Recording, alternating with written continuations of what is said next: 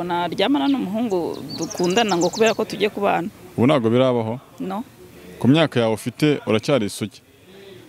Yeah. Yes. Ufite ingahe? Ya yindi. Inyemerera kujya muri Miss Rwanda. Ni byiza gukundana ni byiza pe. Cyane. Yego.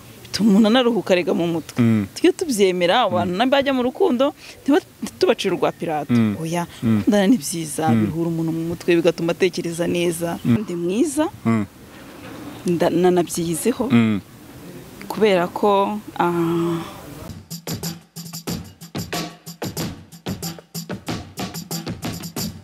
Nizere ko mumeze neza cyane ndabasuje kandi bahaye ikaze mu biganiro bya Yawe TV wakoze cyane kudukurikirana no kubana natwe muri stories zitandukanye tuba tugenda tubagezaho umunsi ku munsi. Reka manze ngubitse ko tuba turi kumwe kandi na Body Max Fitness barakubwira ko niba wifuza kuba physical fit gukora umubiri gutera neza kugabanya ibiro gatera nk'uyu mwarimu mubona kuri screen zanyu cyangwa kuri kamera za Yawe TV ugomba kugana Body Max Fitness duhere mu Giporoso werekeza i Kanombe winjiye muri Hilltop kati bumoso bwawe ugeze kuri Body Max Fitness. Dufite gym nziza cyane dufite aba personal trainer baguha imyitozo dufite sauna and massage dufite swimming pool ku bantu bikundira koga duhamagare kuri 0788854041 tuguha izo service mba nkubwiye harogoro umwari umeze neza yego meze neza namahoro namahoro ngo nabikara bikivuka se nkaba mbibona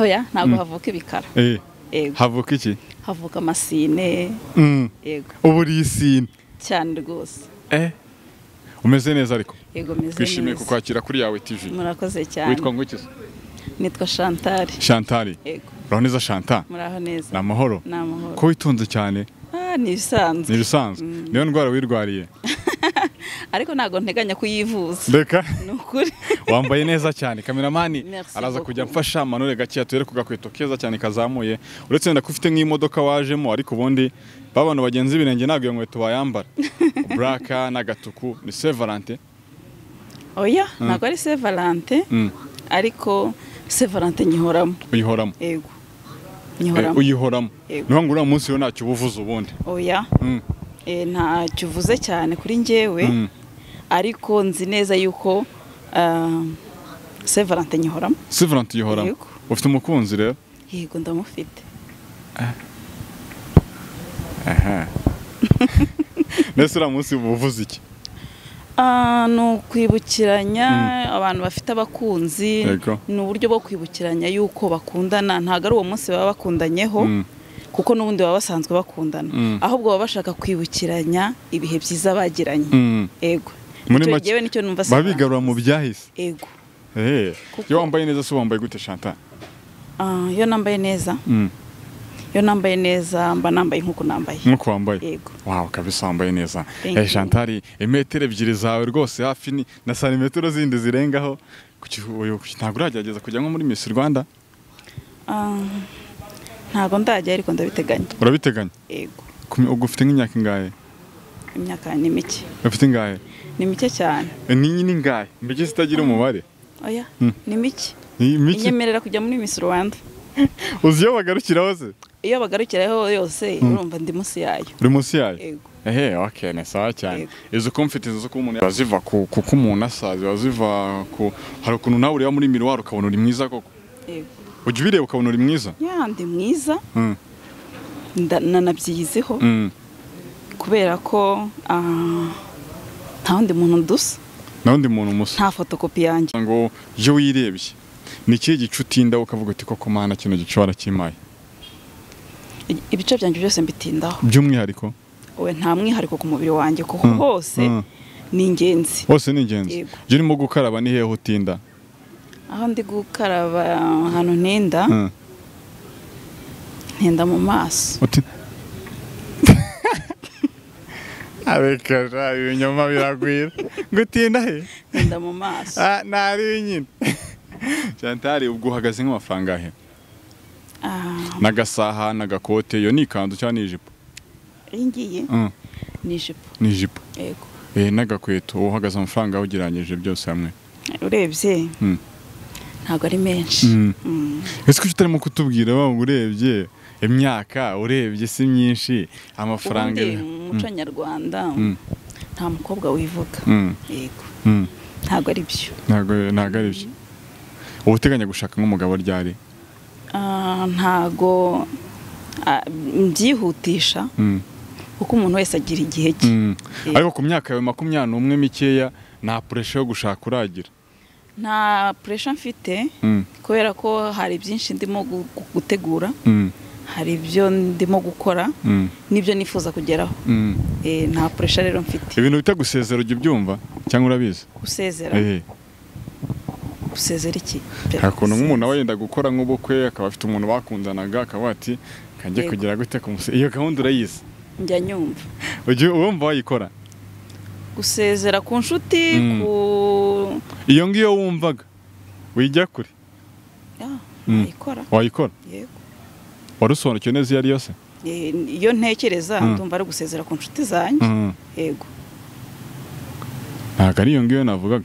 Yimbwire nayo nyigusobanura. Hari ukuntu ubakundanaga n'umuntu. Yego. None bikaza kurangira ushatse.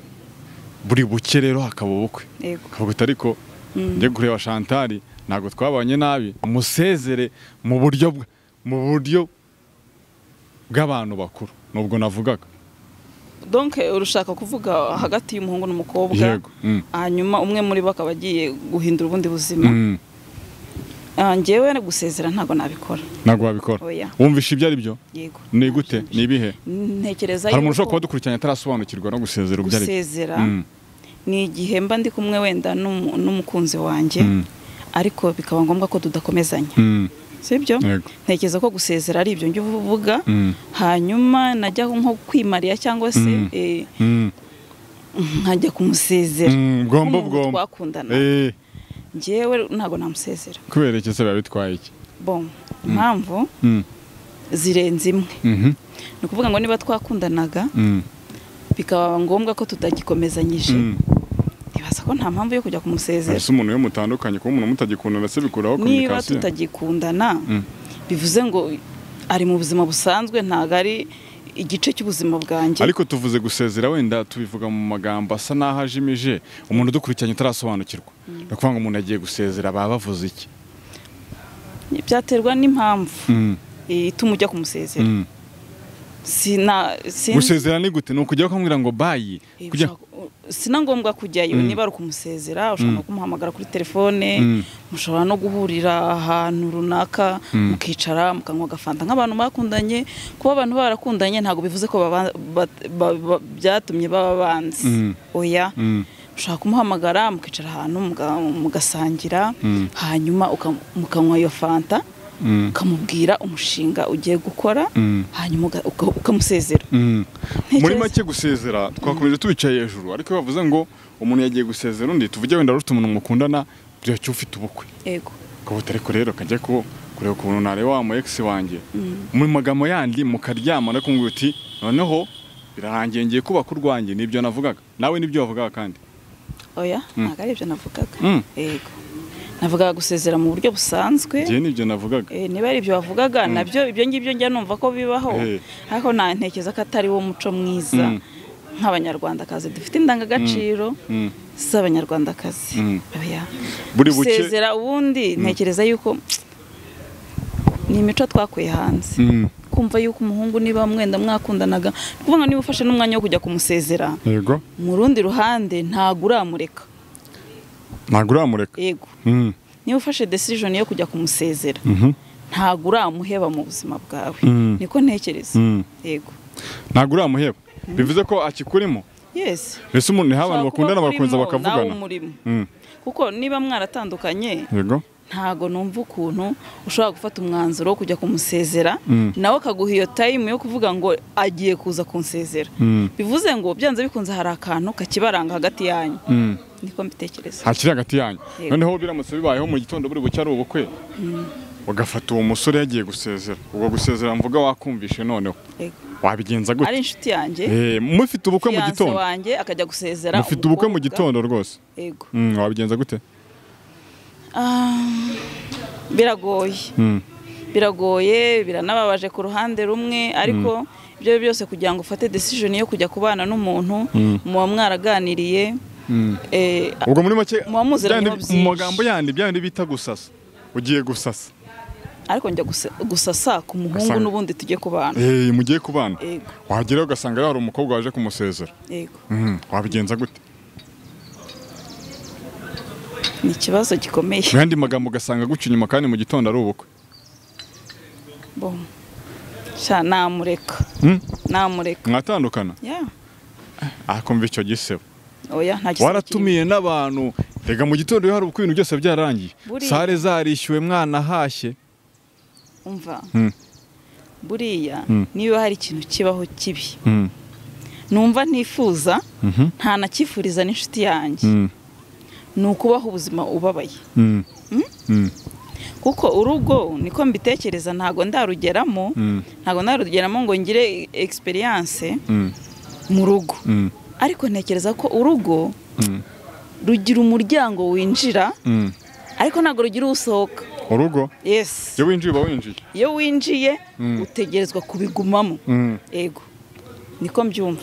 Bivuze ko utarebabarira umuntu kuko uba ugiye kwinjira. Bon. Ntago namubabarira namufashe mbere. Yego. Ntago birakubaho. No kuvuga oya. Umuntu mukundana ngo mufata guca inyuma. Ntago ndamufata. Yego. Ntago ndamufata. We ntago urabikora. Oya. Hari igihe umuntu wenda bajya ahantu kandi bajya bakoresha nyene ajya nemera ngo gucikwa. Ajya usura nk'umuntu ngo gacikwa. Ukamuca inyuma ariko utabishaka kumva umutima ukomeje kugucira ubanza kugeza naho ushobora kubibwira wa muntu mwakundanaga. Yego. Cyo ntago birakubaho. Oya. Ntago biramba. Bigenze gutyo se uwo muntu wamubabarira. Yacitswe. Ukundana na Chantal ariko umutima ukomeza kumucira ubanza ko yaguciye inyuma. Kaza kubikubwira. Wabigenza gute? Aje kubimbwira. Ari umukunzi wanjye akabimbwira ati rwose sheri naguciye inyuma. Siko nabyifuzaga. Uwo mutima wo wonyine yazanye. Wonyine. Watuma mubabarira. Watuma mubabarira. Yego. Kuki utamubabarira umwifatiye kandi umva byose ari kimwe. No kuvuga ngo kuba yabikoze ntahari bikakomeza bikamuburanya mu mutima agafata umwanzuro wo kubimbwira ntago ari ikintu cyoroshye nta n'umuntu upfa kubivuga. Nubundi butwari n'izindi mbaraga aba yagize. Bivuze ngo icyo binyereka ntago ndeba cyane kuri kote faible yagize ahubwo ndeba ejo hacu hazaza. Kuko no kuvuga ngo aramutse agize n'ikindi kibazo urumva ntago yatinya kubimbwira kuba ko niba ari umugabo wanjye mba niteguye kumubabarira igihe icyo ari cyo cyose. Yego. Umugabo wawe yiteguye kumubabarira? Yeah. Kuki wandi utari bumubabarire se? Akuribaza mu gitondo ari ubukwe? Ni ubukwe ariko ubukwe. Gusa ababyeyi wababwira ko byagenze gute? Nababwiza ukuri. Wowe mufasha n'inyuma. Yeah. Rukundo rwihanganira byose. Umugabo utakwihanganira ijoro rimwe. Utekereza ko uhageze aribwo yakwihanganira? Sigo mamubanye katarabaye. Mujya kubana katarabaye. Karabaye ufite ni. Sibyo? Ntacyo bitwaye kuba karabaye. Karabaye noneho ufite ninda. Njyewe mfite inda. Akemera wango reka mureke ufite inda cyangwa habote reka meze kuko karimo. Ku mahitamo yanjye rero urumva umwana niwe ugiye kuba victime ku myanzuro ye yose nafata. Umwana byanze bikunze ahinduka victime cyane abigenderamo. Urumva no kubanza gushaka imbaraga zo kumubabarira nubwo yaba ataransaba imbabazi. Imbaraga rego murazishaka muri ayo masaha asigaye. Ko mu gitondo n'ubu. Nyine no kuvuga ngo niba mufashe nimugoroba ibyo byose amasaha 12 asigaye kugira ngo nkore ubukwe harimo imbabazi cyangwa kubihakana. Ariko ntekerezamo ko kubera wa mwana mfite byanze bikunze imbabazi ziri buze. Imbabazi zirimo. Muri make rero ingingo itizamo ngaho no kuba bigoye ko abantu babana batararyamana. Ariko biranashoboka ko babana batararyamana nyine. Byakubaho we? Byakubaho? Yego, byambaho ntago naryamana n'umuhungu dukundana ngo kubera ko tugiye kubana. Ubu ntago birabaho? No. Ku myaka yawe ufite uracyari isugi? Yeah. Yes. Ufite ingahe? Ya yindi. Inyemerera kujya muri Miss Rwanda. Ku myaka yawe uracyari isugi? Yego. Ese kubera iki wa mugani wenda ibyo ngibyo ni nabyo sina nabihakanyije kuko ni wowe uzi ukuri kwawe. Ni nabyiza cyane kubona mu gihari. Ahubwo najyaga nibaza urumva kubera iki bibi kibazo kubona umukobwa umeze nkawe avuga ngo akiri isugi ukumva umuntu abitinzeho. Urwo rubyiruko rwacu ruhagaze rutubungo. Bon.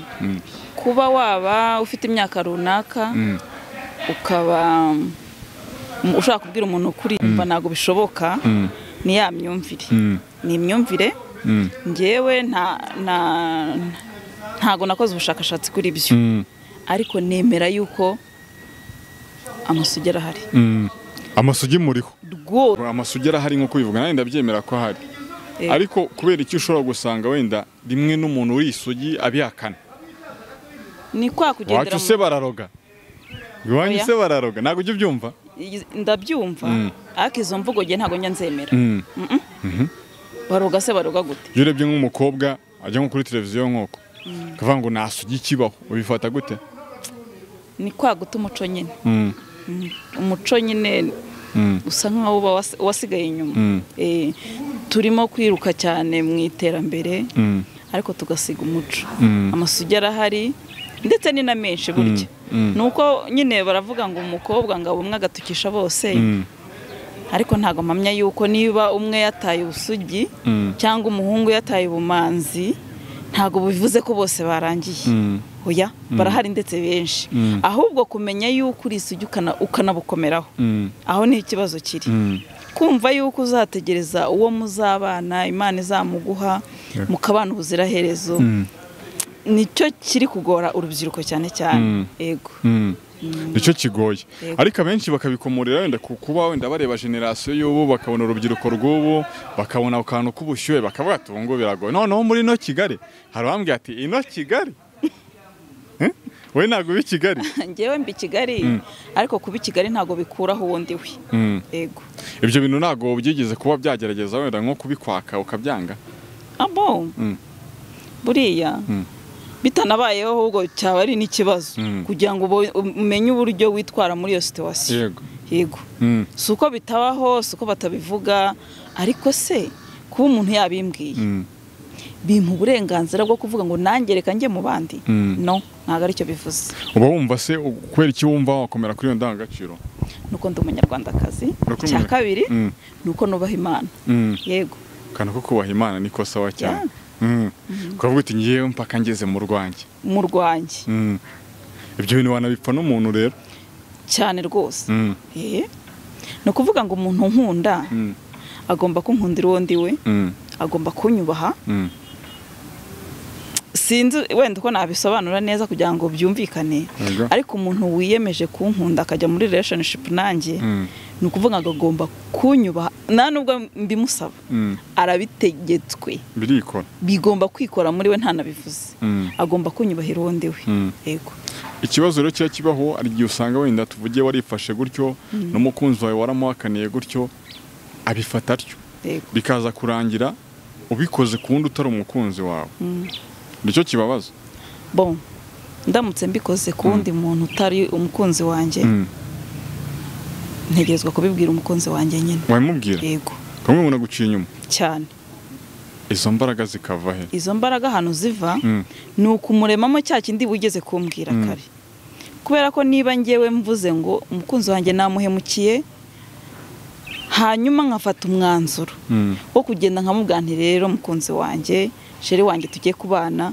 mbabarira nagize intege nke iyo initiative wafashe kubivuga byonyine ni izindi mbaraga zishobora gutuma ambabarira ahubwo mwita aho ngaho mpita numva ko wa musore ari n'ikigwari yagize intege nke kuki utazimugize oya ntago ari ikigwari uwo musore se yakwifata nk'ikigwari ubwo ntago mbizi wese ubwo wamufata gute ikure muri sansi yuko ari we wabikoze n'undi mugenzi wawe wabikoze yakundanaga n'umuntu urumva oya uvuga ngo twakundanaga ntago ari wowe kugira ngo tuze kubyumva muri sanse niza ndakuza kumenya igitekerezo nk'aho ari undi muntu kuko wowe ndumva urimo ubogamo ni ukuvuga ngo umuntu kanaka yakundanaga n'umuntu Tuyisenge urumva noneho Tuyisenge yari inshuti nawe urambwira uti oya ntabwo tuzabikora mpaka tubanye birangira bikoze na wa muntu wundi wa muntu niwe wabaye ikigwari cyo kudakomeza ngo ahatirize wabaye umunyantege nke kuri uwo ngo mudakundana byagenze gute ntago urumva bivugitse ntago umukunzi wanjye namufata nk'ikigwari kubera ko atigeze abimbwira ashobora kuba atarabimbwiye kubera ko yanyubahiye uwo ndi we ahubwo ngewe ntago namubereye imfura kubera ko ntago meze guhagarara ku isezerano ntekereza ko ariyo mpamvu ntabwo ikibazo cyabaze wowe ni ukutahagarara ku isezerano mba nananiwe guhagarara ku isezerano. Imyanzuro yavamaho ni iyihe? Imyanzuro wakiha ikihe aho wakisabira ikihe gihano? Ntago nakisabira igihano, ahubwo namubwiza ukuri hanyuma we akambwira uko abyumva. Ashimye yuko kuba nabimubwiye byo byonyine n'izindi mbaraga yakaba anabyubaha. Yego, ni ukuvuga ngo ashaka kumpakanira kambwa ngo ntago dugikomezanyije cyangwa se akabigumamo. Yego, aramutse abivuyemo wamurenganya? Ntago namubureminga ngo kubera ko yagiye, kuko ninjye mba nahemutse deja. Yego, rero izo ntege nkeya ziva abenshi bakavuga bati hari igihe usanga wenda tuvuge hari ibyo bijya bita ngo besto, ugasanga besto wawe mwisanzuraho cyane kurenza uko wisanzura ku mukunzi wawe. Ibyo bintu urabizi ko bibaho? Yego, ugasanga ari ibintu wabwira besto utabwira umuntu mukundana. ntago jye byambaho. Ntabwo byakubaho? Oya. Ese umuntu mukundana ushobora kugenda kumubwira uti hari udusore twanerese cyane? Ntabimubwira n'ubundi. Ariko nyine baravuga ngo besto wawe niwe wisanzuraho cyane. Kuba ntabimubwira umukunzi wanjye suka yewe ko n'ubundi babimbwira, ahubwo kuba namwisanzura nkamubwiza ukuri ko ibyo bintu bihari. Numva aricyo gifite agaciro kuruta uko namuhisha yuko hari undi muntu ku ruhande umbwira yuko ankunda, arifuza ibintu runaka sinzi, kuko n'ubundi nubwo ntabivuga ababizi yuko bihari. Ni ukuvuga ngo uramutse ukundanye n'umuntu akaba adafite abandi atereta byaba ari ikibazo, cyangwa abandi bamukunda muri make? Ibyo byose nta muntu wifuza yuko hagira undi muntu umwinjirira mu rukundo, sibyo? Rero kuba yabateretana ntago yabateretana n'abandi bantu ngo nanjye ngo tube dukundana, byanze bikunda haba barimo kubeshyanya. Ariko hari igihe avuga ati se niba umuntu dukundana akaba nawe undi umutereta ubwo ni mwiza, kugira ngo binyemeze ko ari mwiza nuko abandi bagiye kumutereta nk'uko nanjye namubonye muterese wenyine aho naba narahisemo neza. Oya, ntago navuga ngo umukunzi wanjye ngo ni ngiye ngomba kumuvugisha njyenyine, urumva? Ariko kubera uburyo jye nawe dukundana, twubahana, nicyo dushaka kugeraho, urumva? Ibyo bishobora gutuma ampa agaciro kuruta uko avugana n'izo nshuti ze zindi. Yego. Ibintu byo gufuha mu rukundo bifata gute? Gufuha? Gufuha ku bantu bakundana ntabwo ari bibi, gusa biba bibi iyo birenze urugero. Ibyo birenze urugero biba byagenze nka gute? Hari ukuntu umuntu aba akundana n'umuntu akumva atifuza ko yavugana n'abandi bantu, ariko ntabwo bishoboka. Yasanze nk'agakora waiting bikaba ikibazo. Yego, ibyo byose ashobora kuguhamagara agasanga ari call waiting, ariko ushobora no kubibona yuko umukunzi wanjye ari kumpamagara, uwo muntu niba turi kuvugana ibintu swati ntibirimo akazi, si ubutabaza ari kunsaba, urumva? Ntabwo aba wihanganye gato, banze nitaba umukunzi wanjye, kuko umukunzi wanjye uko bimeze kose afite umwanya wa mbere kuri abo bandi. No ku mubyeyi se? Oya, ntabwo umukunzi wanjye agira abo wa mbere ku mubyeyi wanjye. Uravuze nabo bande ngira ngo n'umubyeyi arimo. Oya, umubyeyi aribanza. Umubyeyi aribanza. Uwo muntu ufuha n'udafuha wa prefero wushye? Ufuha byaterwa n'ibyo afuhira. Yego, ibyo ari byo byose tu? Oya, ibyo ari byo byose ntago bibaho. Iyo tuvuze gufuha reka tubivuge muri rusange ntituze kuvuga ngo tubishyire mu makategori. Yego. Hari umuntu ushobora kuba atagufuhira, akenshi bakaba bati wenda udafuhira umuntu nuko uba umwizeye, wamuhaye urukundo murizerana, nta mpamvu yo kumufuhira. Handi bakavuga bati nago umuntu ukunda uramufuhira. Utwo tuntu tubiri dutandukanira he? Navuze nyine ngo biterwa n'impamvu uri gufuha, sibyo? Ushaka gufunga birenze urugero. Tuvuge wenda murimo muragendana mu nzira akubonanye n'umuntu biramubabaje, hari n'ukuntu ushobora guhura n'umuntu mwiganye kera nko muri segonderi, urumva haciye imyaka nka mugahobera n'ahandi ubona nyine urukumbuzi nyine rwari rurimo, cyangwa se n'umu ex wawe mwakundaga muri segonderi, urumva? Wa muntu bikaba byamubangamira. Buriya rero ikibazo abadamu tugira cyangwa se abakobwa nyirizina, tugira ikibazo cyo guhubuka. Kuba twahuye agasuhuzanya n'umuntu cyane ku buryo mbona yuko byanze bikunze ari imfuhira, utamfuhira nawe arankunda, ariko ntago amfuhira. Iyo yakubona n'undi yumva nta kintu bitwaye, nanaguhamagara agasanga ari call waiting, ibyo nta kintu bimutwaye.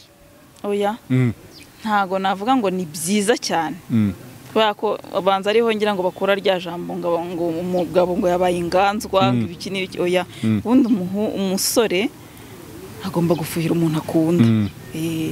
ariko ukamenya ngo ese niyihe mpamvu avuga ati ndamwizeye niba arimo kuvuga n'umuntu nimba muhamagaye akabibona araza kumvugisha niba ari kumwe n'undi arabizi ko nanjye mba nabibonye yuko arimo kumpamagara kuba yanabibonye byonyine birahagije ko mubwira ngo narindi gukora ibi nanakubona n'undi musore arumva wenda n'umushiki wawe bisanzwe ariko urabizi ko mukundana nyine kugira icyo cyizere bitwaye iki ntacyo bitwaye niyo mpamvu nyine ndi kukubwira ngo niba yampamagaye urumva agasanga ndi kuvugana n'undi muntu si ngombwa yuko ndamenya ngo twavuganaga ibiki ariko ngomba kumubwiza ukuri navuganaga na kanaka turi kuvugana ibi nibi urumva kandi ngomba kumubwiza ukuri yaba hari adahari yego aho niho hava cya cyizere navuze hagati y'abantu bakundana yego noneho ako kantu warukomojeho ko kuvuga ngo buganzwa umuntu abinganzwa byagenze gute ni igihe yananiwe niko ntekereza ni igihe yananiwe gufata inshingano nk'umugabo cyangwa n'umusore n'umukwe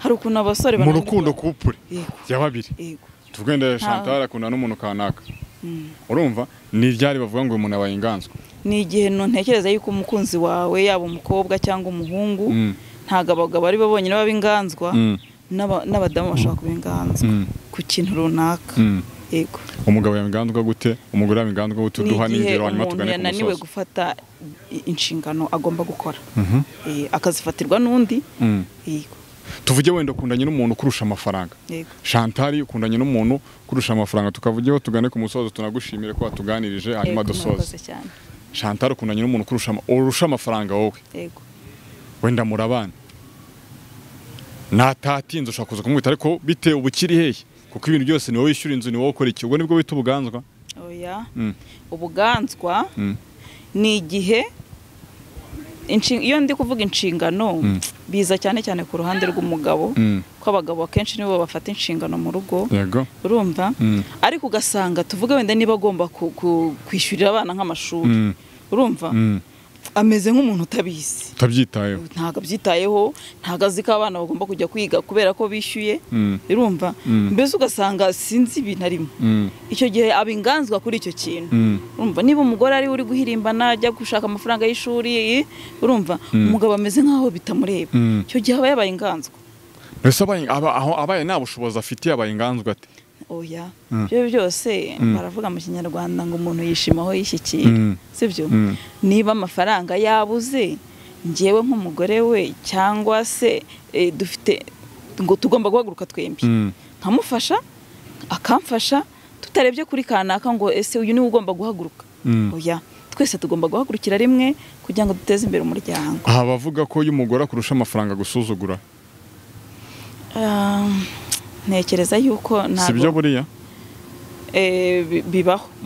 bibaho ko umudamu nyine ngo wagize amafaranga asuzugura umugabo cyane ariko twabanza tukajya dipu tukamenya impamvu ari kumusuzugura ushobora gusanga atari amafaranga ushobora gusanga hari ibindi bibazo tutamenya nonaha yego okay Frere sana wakoze cyane kutuganiriza Chantal n'ubutaha uzagaruke cyane ufite umwanya tuganire hanyuma dusoza ubwo inama kuri ibyo bintu byose tuba twaganiriyeho iba ari iyihe inama natanga aba ku rubyiruko n'umuryango muri rusange wenda reka mpere ku rubyiruko kuko urubyiruko nirwo ngira ngo ruribasiwe cyane akenshi turi kubona divorce za hato na hato ni byiza gukundana ni byiza pe cyane yego umuntu anaruhuka rega mu mutwe tujye tubyemera abantu bajya mu rukundo tubacira urwa pirato oya gukundana ni byiza biruhura umuntu mu mutwe bigatuma atekereza neza yego ariko kumenya ngo niba ndi mu rukundo ni iyihe mpamvu ndi mu rukundo ese ndashaka kugera kuki iyo ntekereza ko icyo ngicyo ari cyo kibanza nicyo kintu cy'ingenzi hari aho wavuye ugeze aho ushaka kugera okay umuryango naho ubwo ndavuga kuri kapozi yego ntekereza yuko nabifuza kubaka neza kumvikana cyane cyane communication mu rugo ibyo byose hari ukuntu abagabo bagira niba nabyita defo kumva ko niba yashatse umugore nyine ubwo byakemutse byarangiye ariko communication itangira umunsi mwamenyanye kugeza mutandukanye aho wenda ukomeje kubagwa ariko n'ukuntu n'umugore agira mu rugo nawe akumva nyine byaciyemo tu bose nta n'umwe ndimo kuvuga ngo uyu nguyu ngo nibura aragerageza bose n'ubu ariko icyo ntekereza ku muryango ntekereza yuko niba umugabo hari ahagiye kugenda ntabwo ari bibi ku mugabo agomba kugenda agahura n'inshuti ze agahura n'abavandimwe bagasharinga ubuzima ariko niba unagiye ushobora kugenda umugore abizi cyangwa atabizi niba agiye ugiye kumubwira uti rero sheri hari ahantu ngiye ugiye guhura n'abantu runaka tugiye kuganira just nubona uri bunatinde ku isaha wamubwiye unamukominike turenda tinda nyihangana wenda isaha cyangwa iminota ntekereza ko nuza ugakomanga ku muryango ntabwo umugore yasakuza ngo wari uri hehe kandi yego okay wakoze cyane kutuganiriza rero reka dushimire n'abandi bari badukurikiranye kuri Yawe TV mwakoze cyane kubana natwe reka dusubire mu biganiro byacu bitaha amahoro y'Imana abane namwe